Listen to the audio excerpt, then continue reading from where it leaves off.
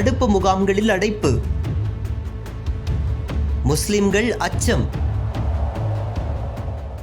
அசாமில் 28 குடும்பங்களை சேர்ந்த இஸ்லாமியர்கள் வெளிநாட்டினர் என்று கூறி தடுப்பு முகாம்களில் அடைக்கப்பட்டனர். இந்த சம்பவம் பெரும் பரபரப்பை ஏற்படுத்தியுள்ளது. 28 குடும்பங்களை சேர்ந்த தலா ஒரு நபரை விசாரணை என்ற பெயரில் அழைத்த காவல்துறை அவர்களிடம் சில ஆவணங்களில் கையெழுத்து பெற்றுவிட்டு பிறகு மாவட்ட எஸ்பி அலுவலகத்தில் ஆஜராக வேண்டும் என்று உத்தரவிட்டுள்ளனர். ஞாயிற்றுக்கிழமை எஸ்பி அலுவலகத்தில் ஆஜரான ஒவ்வொரு குடும்பத்தை சேர்ந்த மொத்தம் 28 பேர் திடீரென்று பேருந்து ஒன்றில் ஏற்றப்பட்டு தடுப்பு முகாமிற்கு அனுப்பி வைக்கப்பட்டனர். அவர்களை விட்டுவிடுமாறு உறவினர்கள் கதறி எழுத சம்பவம் அச்சத்தை ஏற்படுத்தியுள்ளது.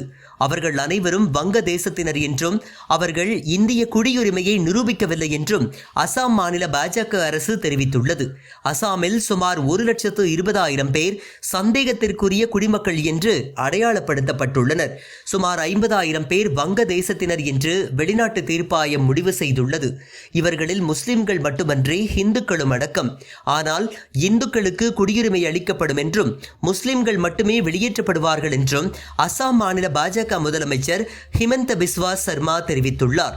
இஸ்லாமியர்கள் குறிவைத்து வெளியேற்றப்படுவதை கண்டித்து பெரும் போராட்டம் நடத்த அசாம் மாநில முஸ்லிம் மாணவர் அமைப்புகள் முடிவு செய்துள்ளன. மக்களவைத் தேர்தலில் எதிர்க்கட்சிகள் பெரும் பலம் பெற்றுள்ள நிலையில் இந்த விவகாரத்தை எப்படி கையாளப் போகின்றார்கள் என்ற கேள்வி தற்போது எழுந்துள்ளது.